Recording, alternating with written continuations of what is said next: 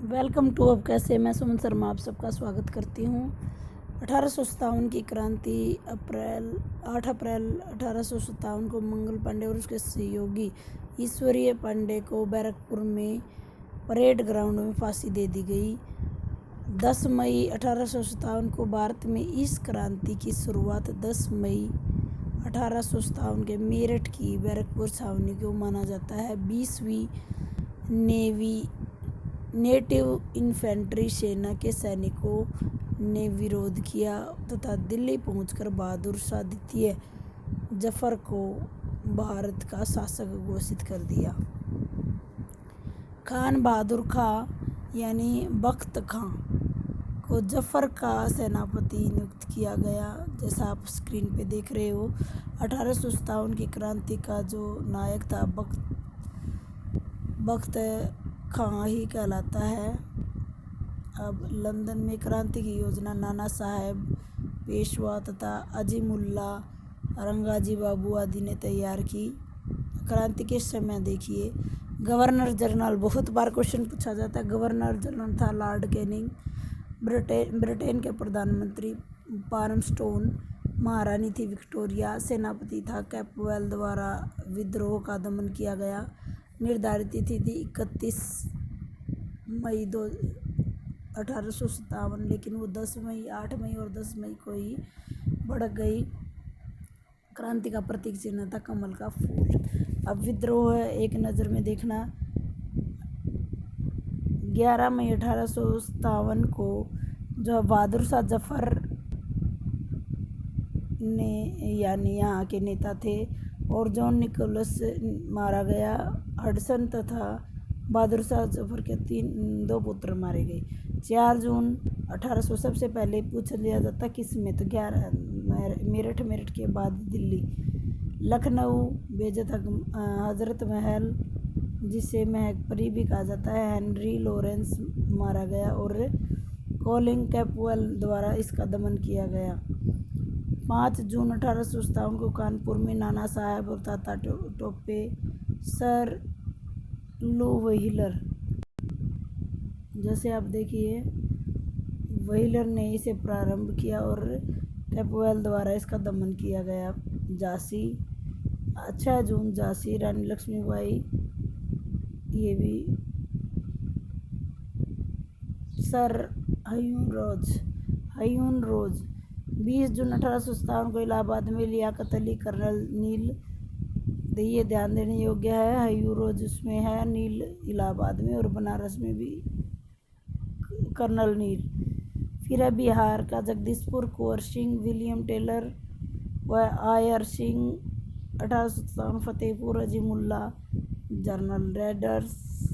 1857 फैजाबाद, मौलवी मोहम्मदुल्लाह। बरेली में राय बहादुर खान, कैपवेल।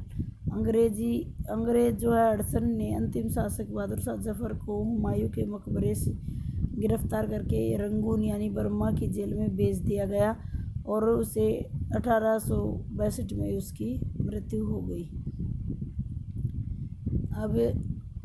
अब ये राजस्थान की भूमिका है इस पेज पे मोस्टली। यहाँ देखते हैं हम उस समय पर जो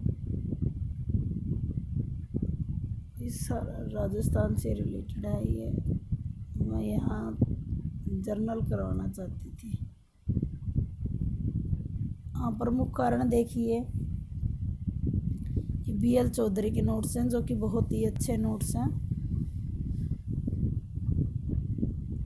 ये प्रमुख कारण है व्यापनगत नीति, इसको हम लैप्स की नीति बोलते हैं। लॉर्ड डलहौजी द्वारा भारतीय रियासतों में अंग्रेजी साम्राज्य को मिलाना था। गोद निषेध प्रथा, यानी गोद लेने, जिनके भी बच्चे नहीं थे उनको गोद लेना निषेध कर दिया गया था।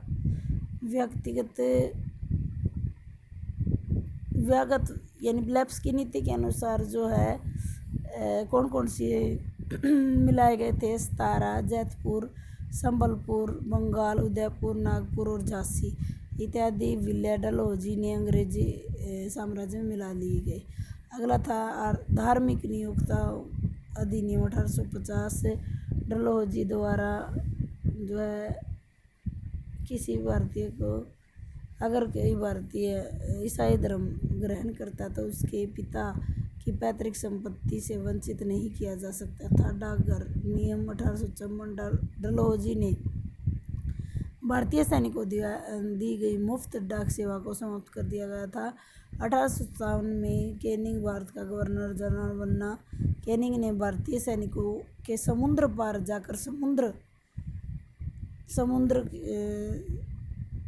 जाकर युद्ध करना अनिवार्य कर दिया था। तत्कालीन कारण सबको पता ही है कि भारतीय सैनिकों का ब्राउन बेस की बजाय इनफील्ड राइफल प्रदान की गई। इनफील्ड राइफल के कारतूसों में गाय और चर्बी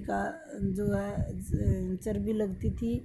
राइफल में डालने के लिए वो मुंह से खोलनी पड़ती थी, लेकिन भारतीय सैनिकों ने राइफल का प्रयोग करने से इनकार कर दिया। 29 मार्च 1857 को बैरकपुर बंगाल 34वीं इन्फेंट्री रेजिमेंट के सिपाही मंगल पांडे ने इससे इनकार कर दिया और होम्स व बग 2 अधिकारियों को गोलियां चला दी।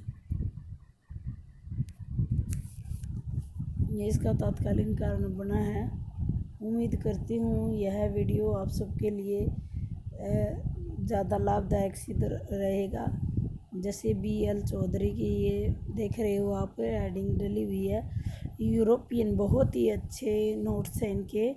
यूरोपियन कंपनी का भारत में आगमन सबसे पहले जैसे पुर्तगाली आए, इसी में मैं इसको इंक्लूड कर रही हूँ। पहली फैक्ट्री जो है कोचीन में लगी, कोलम केरल में 17 मई 1898 को। वास्को डी गामा आए, यानी कैपुअल नाम की जगह पर बंदरगाह पर पहुँचे। हिंदू राजा जो है जोहरीन द्वारा उनका स्वागत किया गया। देवालुफ राजा निर्माण यानी 502 में जो वास्को डी गामा दोबारा से आए, डच आए। 1805 में पहला कारखाना उन्होंने मुसलिमपट्टनम में लगाया। 1610 में तीसरा कारखाना उन्होंने पुलिकट चंद्रगिरी में लगाया। सूती वस्त्र का उद्योग उन्हीं की देन है। व्यापारिक क्षेत्र अब अंग्रेज आए। 1608 में उन्होंने प्रथम फैक्ट्री लगाई सूरत में। 1700 में फोर्ट विलियम की स्थापना करी और 1608 में विलियम ओकिस जहांगीर के मुगल दरबार में आए। 10 जनवरी 1616 से 17 फरवरी 1618 तक सर टॉमस रॉय जो है जहांगीर के दरबार अजमेर में ही रहे। डैन आए। 1616 में पहली कंपनी उन्होंने तमिलनाडु में थैकोबार में लगाई। फिर फ्रांसीसी आए लास्ट में। 1664 में फ्रेंच इंडिया कंपनी की स्थापना हुई। इसके बाद प्लासी का युद्ध 23 जून 1757 बंगाल के नवाब सिराजुद्दौला और अंग्रेजों के बीच। अंग्रेजों तो क्लाइव था और जीत किसकी हुई? अंग्रेजों की हुई। पानीपत का तीसरा युद्ध 14 जनवरी 1761 में अहमद शाह अब्दाली और मराठों के बीच हुआ। जैसा कि आप देख रहे होंगे कि अवध के नवाब सिराजुद्दौला ने अहमद शाह अब्दाली का साथ दिया। फिर बक्सर का युद्ध 12 अक्टूबर 1764 बंगाल के नवाब मीर कासिम, अवध के सिराजुद्दौला और मुगल सम्राट शाह आलम तीनों ने मिलकर ये संघर्ष किया, लेकिन अंग्रेज ही इसमें जीते। इसके जो 1857 के स्वतंत्रता क्रांति में अंग्रेजों की आर्थिक नीति डलहौजी 1848 से 1856 की हड़प्पन नीति, अंग्रेजों का राज्य विस्तार नीति, सामाजिक, धार्मिक और सैनिक कारण, इसमें जो भी मिलाई गई थी वो 1848 में सतारा, जैतपुर, लेप्स की नीति के अनुसार संबलपुर, बंगाल, उदयपुर, नागपुर और 1854 में झांसी। उम्मीद करती हूँ यह वीडियो आप सबके लिए लाभदायक सिद्ध होगा। धन्यवाद।